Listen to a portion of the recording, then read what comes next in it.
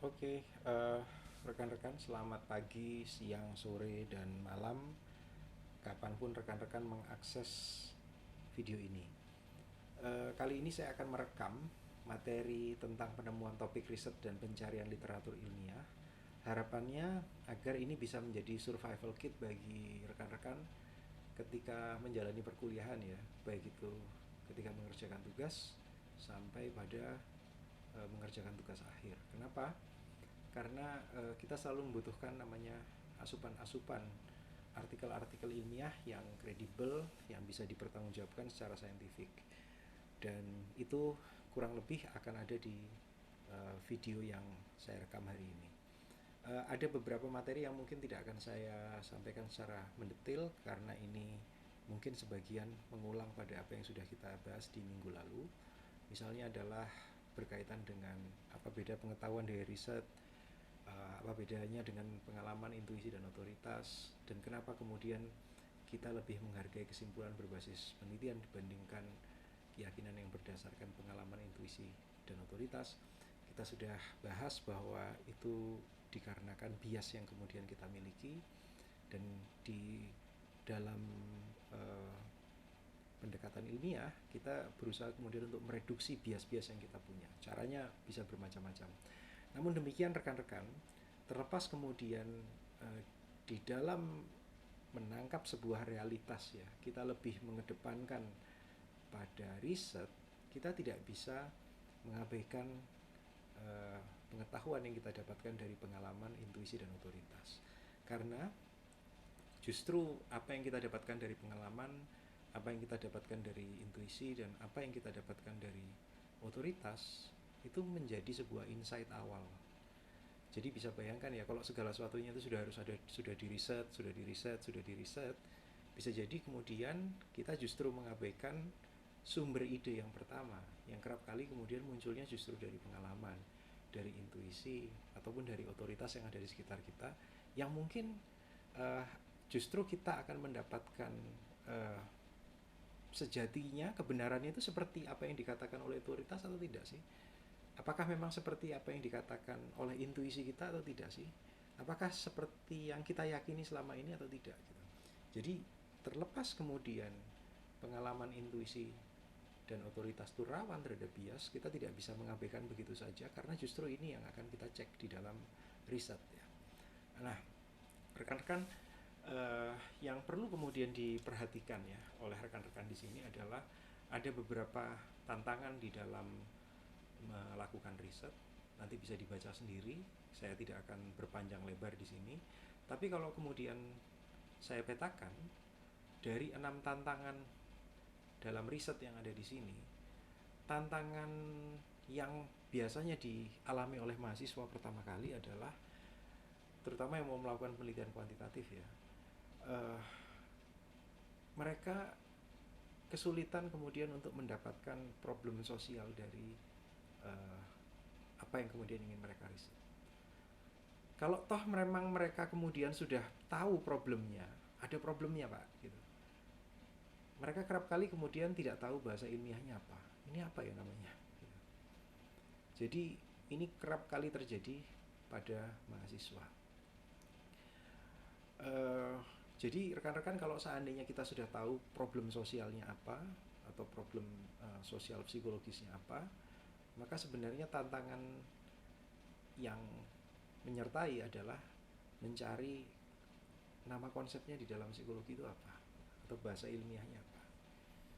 Ini untuk yang di penelitian yang berbasis positivistik kuantitatif ya rekan-rekannya. Nah, setelah kemudian itu dapat, saya sarankan rekan-rekan untuk merayakan dulu karena ini sudah jadi milestone yang luar biasa sebenarnya ya. Jadi langkah awal yang luar biasa karena ini akan mengantarkan rekan-rekan untuk bisa mendapatkan literatur yang dikehendaki dengan kata kunci yang tepat sesuai dengan konsep yang kita dapatkan tadi. Lebih jelasnya nanti akan ada di dalam praktek ya rekan-rekan. Jadi kerap kali ya memang mahasiswa begini, udah tahu problem sosialnya apa, tapi nggak ngerti nama variabelnya apa gitu, nama konstruknya apa. Nah, kalau seandainya sudah sampai pada tahapan ini, eh, dan ini terselesaikan, tantangan yang lain adalah bagaimana kemudian kita bisa mendapatkan jawaban sementara berkaitan dengan pola umum atau kasus spesifik terkait dengan konsep yang tadi namanya sudah kita dapatkan. Terus kemudian juga ada tantangan yang berkaitan dengan ini sebenarnya dinamikanya seperti apa, bagaimana terjadinya, kenapa itu bisa terjadi, dan sejatinya apa sih hakikat dari problemnya, gitu ya. Ini yang kemudian ada di dalam tantangan 2. Dan bagaimana literatur-literatur akademik, literatur-literatur ilmiah menjawab poin 1. Ingat ya rekan-rekan, literatur ilmiah, literatur akademik, bukan blog. Setelah kemudian ini terjawab, tantangan yang lain adalah bagaimana kemudian literatur yang sudah kita kumpulkan itu bisa kita sistematisasi. Jadi agar mempermudah kita untuk mendapatkan gap ataupun kesenjangan ya dari problem yang kemudian ingin kita teliti. Apakah ada variasi metodologi? Apakah ada variasi hasil? Ada yang hasilnya signifikan, ada yang hasilnya tidak signifikan, padahal yang diteliti sama. Dan bisa jadi populasinya juga sama. Jadi ini yang kita bisa mendapatkan ini, mendapatkan gap riset dengan jauh lebih mudah kalau seandainya apa-apa yang sudah kita dapatkan di tantangan 2 kita sistematisasi. Itu akan membuat kita jadi jauh lebih mudah. Caranya bagaimana? Nanti akan dibahas di slide selanjutnya. Selanjutnya ketika kemudian sudah tantangan 1, tantangan 2, tantangan 3 ini sudah dipetakan rekan-rekan, baru kemudian biasanya kita akan menghadapi tantangan yang berkaitan dengan operasionalisasi riset dan juga interpretasi riset dan juga bagaimana menuliskannya. Tapi kalau kita lihat dari 6 tantangan ini rekan-rekan, tantangan 1, 2, dan 3 itu adalah tantangan yang berkaitan dengan kemampuan membaca literatur, kemampuan yang berkaitan dengan bagaimana kita bisa melakukan sintesis atas literatur-literatur ilmiah yang sudah kita dapatkan rekan-rekan. Jadi penting sebenarnya kita tahu caranya untuk mendapatkan literatur ilmiah yang kemudian kita dapatkan dan bagaimana mensistematisasinya. Nanti akan ada di dalam slide selanjutnya. Nah, kita akan bahas yang pertama dulu rekan-rekan. Jadi yang berkaitan dengan tantangan 1. Problem sosialnya apa? Terus kalau sudah dapat problem sosialnya apa, bagaimana kemudian kita bisa mendapatkan problem teoritiknya? Sebelum saya kemudian beranjak menjelaskan lebih jauh berkaitan dengan tantangan ini, ada sebuah fenomena yang menarik ya rekan-rekan ya. Kerap kali yang terjadi di kita ini, semakin usia kita bertambah, itu semakin keingintahuan kita itu menjadi semakin rendah gitu ya. Kita cenderung kemudian menerima apapun itu secara taken for granted.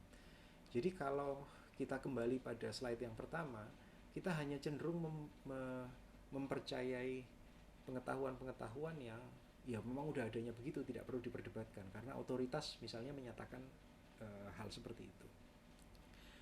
Nah, seharusnya kerja sains tidak seperti itu. Kita memang punya pengetahuan dari keyakinan kita, dari intuisi kita, dari norma-norma yang di sekitar kita, dari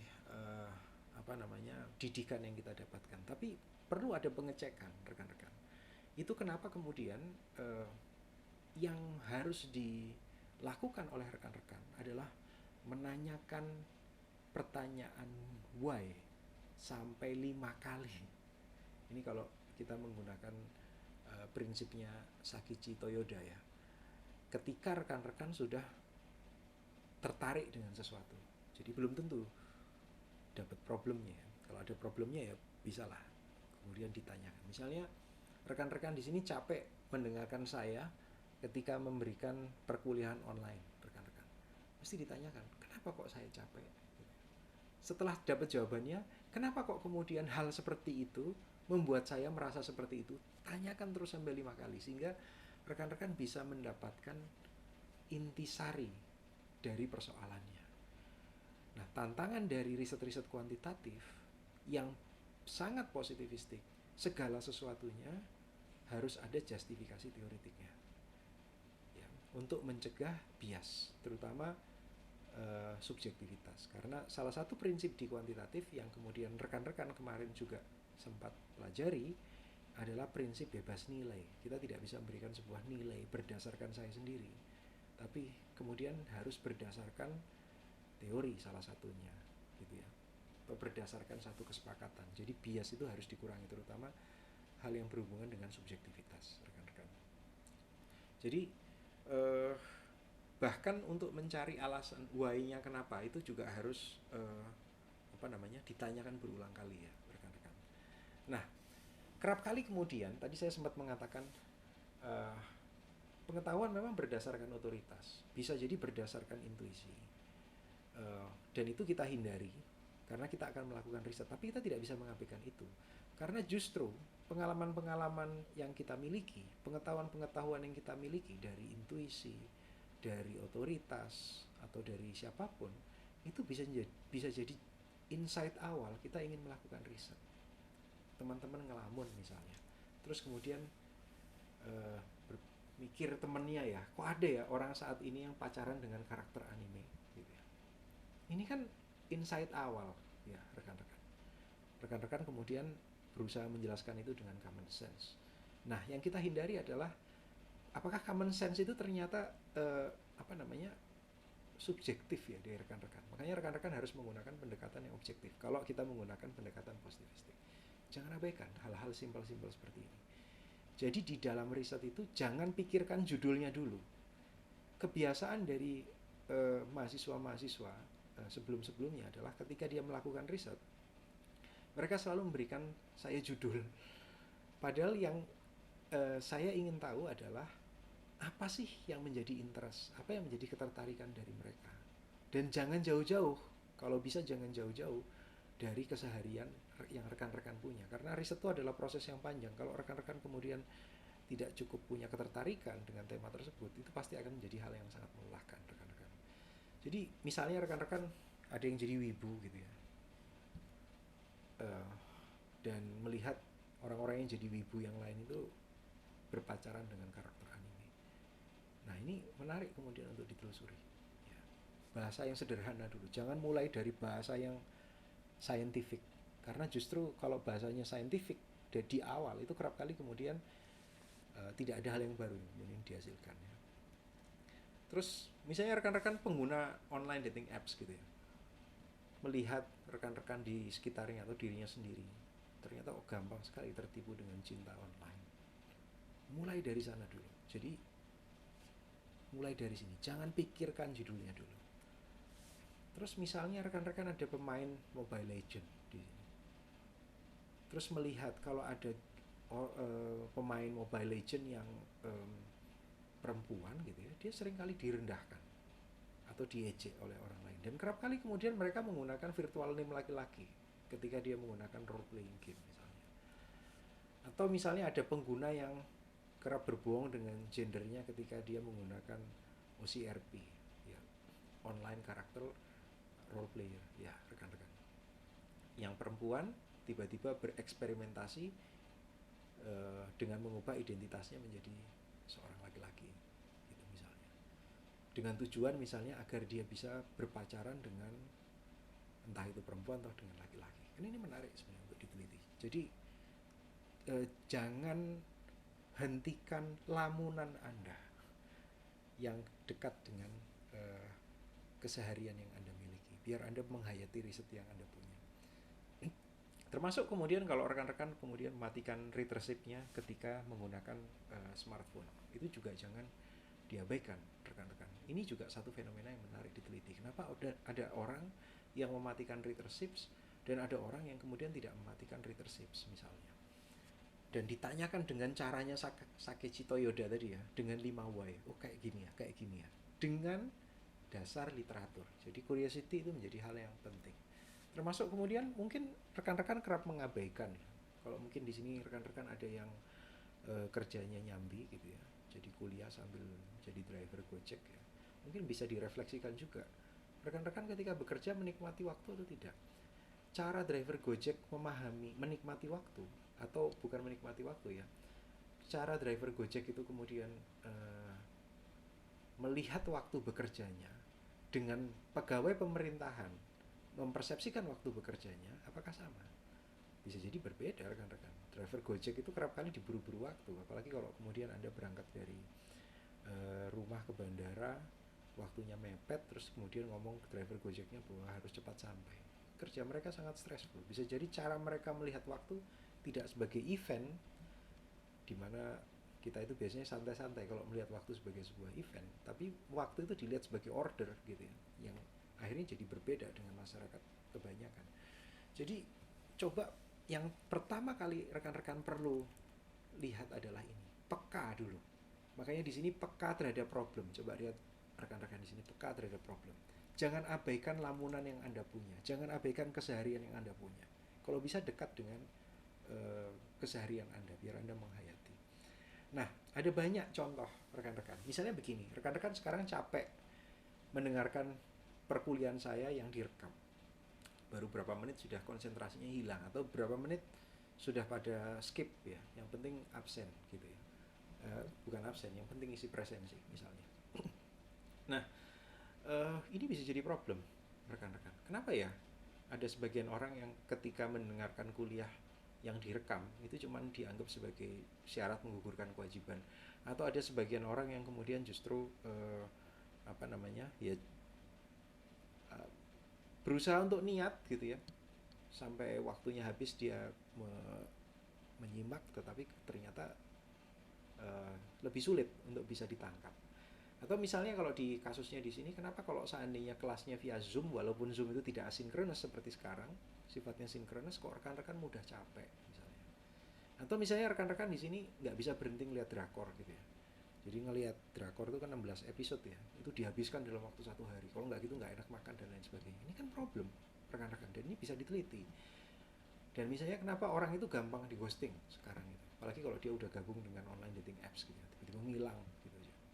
Dan misalnya kenapa tiketnya Red Velvet itu habis dalam 0,8 detik gitu ya. Anda tahu kan Red Velvet ya, pasti udah tahu ya Red Velvet gimana. Ini baru setelah kemudian Anda memulai dari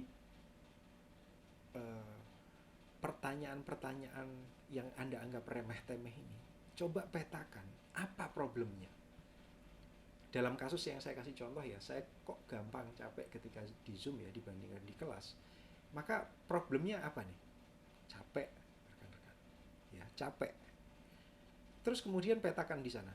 Siapa yang capek? Muridnya kah? Dosennya kah? Dosennya juga capek ya, rekan-rekan. Atau semua pengguna Zoom capek? Jadi coba lihat ya rekan-rekan di sini ya. Dipetakan pelan-pelan, jangan buru-buru ngomong judul. Mulai dari interest Anda, misalnya saya kok capek ya ketika di Zoom. Apa problemnya? Oke, problemnya capek. Siapa yang ngalami capek? Ya. Pengguna Zoom misalnya. Atau misalnya Anda mau lebih spesifik, tidak masalah. Yang penting Anda harus secara definitif mendefinisikan siapa. Baru kemudian yang ketiga yang perlu kemudian Anda pikirkan adalah dalam konteks apa ya pengguna Zoom itu capek. Dalam konteks ya, kalau konteks kita bisa ngomong soal di mana dan kapan, pada saat perkuliahan kah, perkuliahan online kah gitu ya, dan lain sebagainya. Nah, setelah kemudian Anda memetakan, jadi petakan dulu di kertas ya pertanyaan remeh-temeh Anda, terus kemudian ditulis apa, siapa, dalam konteks apa ya.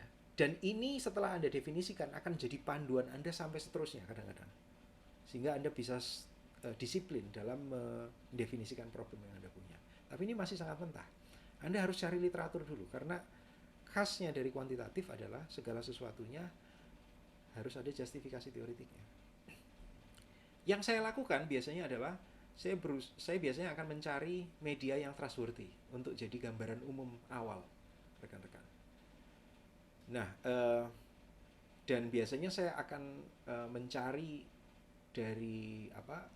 mencari dalam bahasa Inggris ya, karena kebetulan ya kultur riset yang berbahasa Inggris itu jauh lebih banyak dan lebih mudah ditemukan ya, karena kultur riset kita ini kan baru aja booming ya sebenarnya. Sebelum-sebelumnya kan masih belum gitu ya, terutama riset-riset psikologi. Jadi akan lebih mudah kalau saya kemudian mencari keyword yang saya uh, sudah petakan tadi, what, who, dan konteksnya itu dalam bahasa Inggris. Dan saya biasa menambahkan kata science di sana.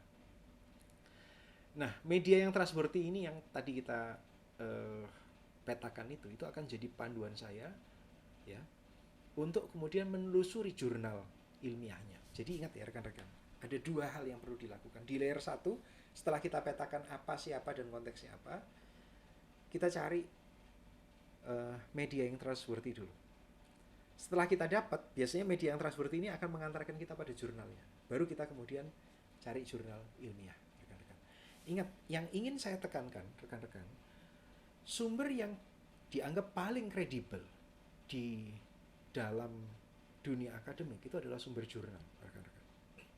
Kenapa sumber jurnal? Karena jurnal itu dipublikasi tidak seperti Anda menulis di Twitter atau menulis di blog. Proses publikasi artikel satu jurnal itu membutuhkan waktu yang panjang dan direview oleh orang-orang yang dianggap expert. Satu artikel itu bisa direview sampai 3 kali sampai 5 kali. Jadi dikritik oleh orang yang expert tapi Anda tidak tahu siapa, biar adil gitu ya. Dan biar jernih reviewnya, tidak ada bias ketika mereview. Beda kalau kemudian Anda di sosial media ya mau nulis apapun udah langsung ke posting, semua orang udah tahu. Persoalan kebenaran kita nggak ngerti. Beda juga dengan berita TV dan radio yang dalam hitungan jam sudah diberitakan, tetapi persoalannya framingnya besar. Sama juga dengan newspaper, sama juga dengan majalah. Tapi kalau jurnal, bias itu berusaha dikurangi karena ada proses review dari expert sebelum kemudian dipublikasi artikelnya. Jadi artikel yang kemudian nanti akan kita pakai, yang benar-benar kita anggap kredibel itu kebanyakan dari jurnal. Ya. Yang harus dihindari, rekan-rekan, kita lihat di sini adalah sumber dari Wikipedia. Ingat baik-baik ya, di tugas akhir nanti tidak ada sumber dari Wikipedia, tidak ada sumber dari blog, dan tidak ada sumber dari jurnal predator dan juga quotation website ya rekan-rekan. Kalau penelitian yang mungkin di sastra gitu ya atau di literatur meneliti soal quotation mungkin masih masuk akal ya. Di psikologi itu bukan tradisi kita. Predatory jurnal itu apa? Ya, jurnal-jurnal yang tidak punya reputasi dan sebenarnya tidak melalui proses review. Ya, itu yang kemudian kita harus hati-hati. Jadi ingat ya, yang kita percaya harusnya jurnal, dan kalau bisa 80% sumber yang kita miliki dari jurnal. Yang harus dihindari adalah dari blog dan Wikipedia dan artikel-artikel yang tidak direview. Nah, ini saya akan kasih contoh kasus ya rekan-rekannya. Misalnya rekan-rekan tertariknya adalah kasus yang berkaitan dengan kenapa orang cemburuan. Ya. Maka langkah satu yang mesti dilakukan adalah cari di mesin pencari Anda. Kalau Anda kemudian pakai Google ya pakai Google, pakai DuckDuckGo seperti saya pakai DuckDuckGo. Saya tinggal cari di sini why people jealous. Ingat, tadi saya tambah kata science karena penambahan satu kata science itu rekan-rekan efeknya cukup signifikan untuk kemudian kita bisa menambahkan kita bisa mendapatkan hasil artikel-artikel ilmiah populer. Karena yang mau kita dapatkan adalah artikel ilmiah populer, bukan artikel populer saja ya rekan-rekan, tapi artikel ilmiah populer. Nah, coba kita lihat di sini. Sudah ada di atas why do we feel jealous and envious? Science ABC. Kalau kita buka di sini Science ABC ini rekan-rekan. Nah, biasanya di artikel-artikel seperti ini, kalau kita membacanya dengan cermat, di bawah itu sudah ada tulisannya. Sudah pernah diteliti oleh siapa, di jurnal mana, atau paling tidak judul artikelnya apa. Nama penelitinya juga kadang-kadang ada, berdasarkan penelitian yang dilakukan oleh siapa, ternyata seperti apa. Ini ciri-ciri dari artikel ilmiah populer. Nah, jadi rekan-rekan tidak terjebak pada artikel ilmiah populernya, tapi justru ingin mencari sumber yang dikutip oleh artikel ilmiah populernya. Ya. Jadi cari dulu di mesin pencari, pakai bahasa Inggris, tambah kata science, ya. Terus kemudian setelah itu baca artikelnya, ya. Nah, tapi persoalan ini kemudian yang harus kita ingat, ini hanyalah menjadi sebuah jembatan untuk rekan-rekan sehingga nanti akan bisa mendapatkan ini sudah yang meneliti siapa dan dipublikasikan di jurnal yang baik atau tidak. Jadi ini hanya menjadi penjembatan. Karena kalau rekan-rekan langsung cari jurnal, biasanya cenderung agak lebih sulit. Kita perlu punya sense terhadap problemnya dulu, rekan-rekan ya.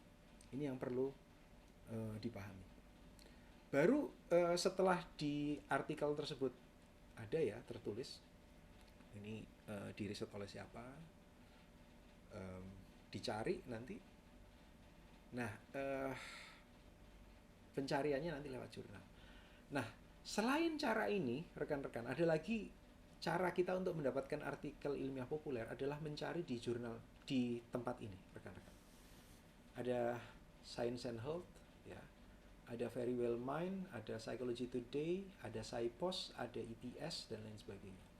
Yang jadi favorit saya misalnya adalah SciPost ya rekan-rekan ya, karena SciPost ini kalau saya buka, saya akan tunjukkan ke rekan-rekan. Ini adalah SciPost. Ya.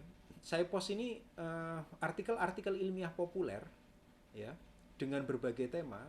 Di psikologi sosial juga sangat banyak sekali di sini.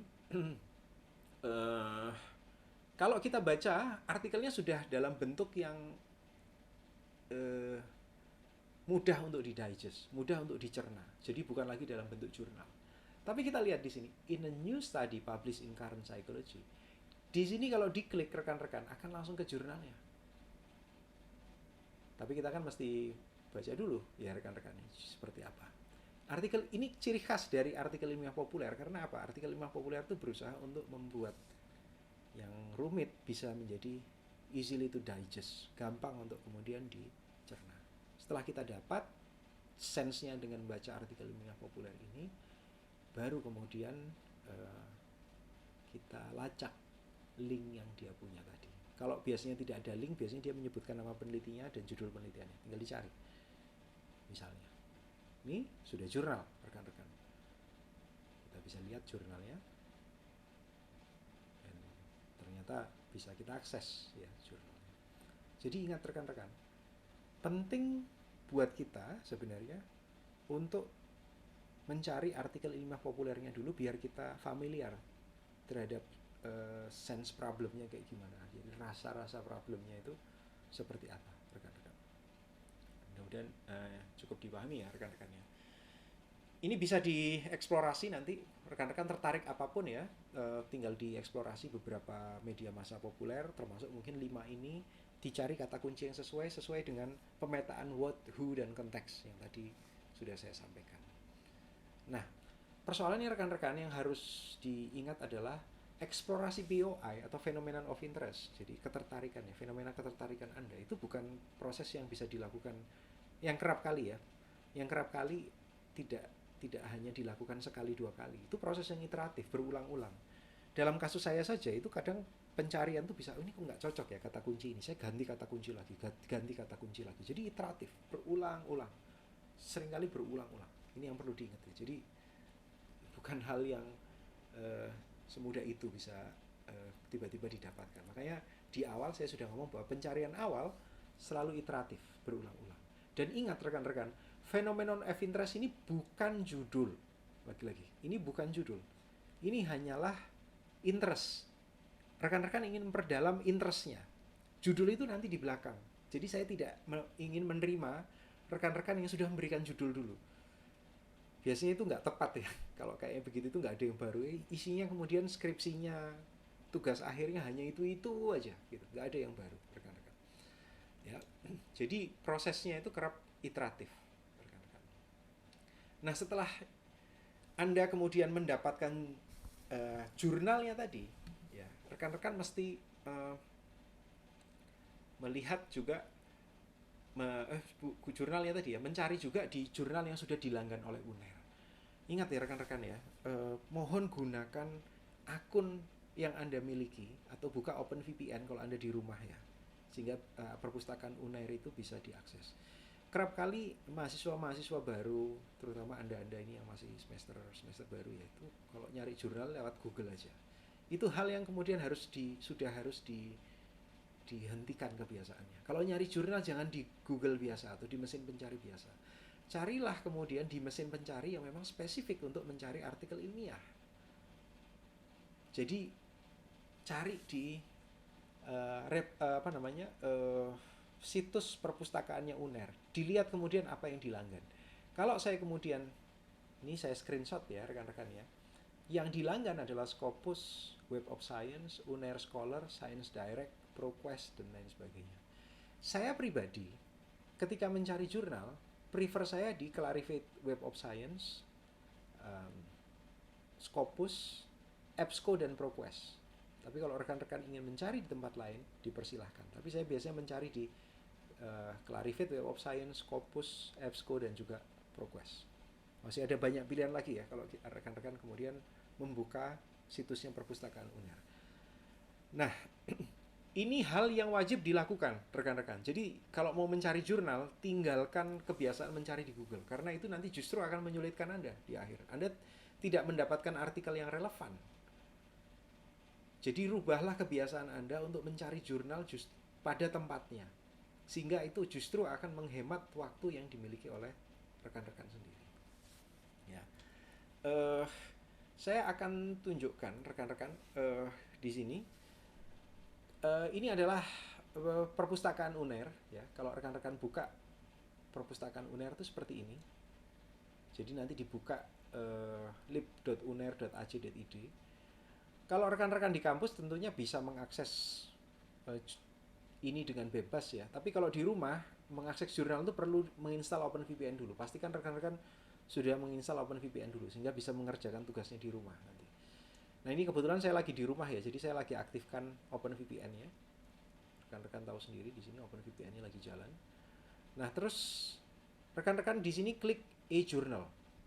Klik e-journal. Klik e-journal. Nah, setelah diklik e-journal di sini, rekan-rekan akan memilih e-resource yang akan dipilih apa. Jadi database yang akan dipilih apa.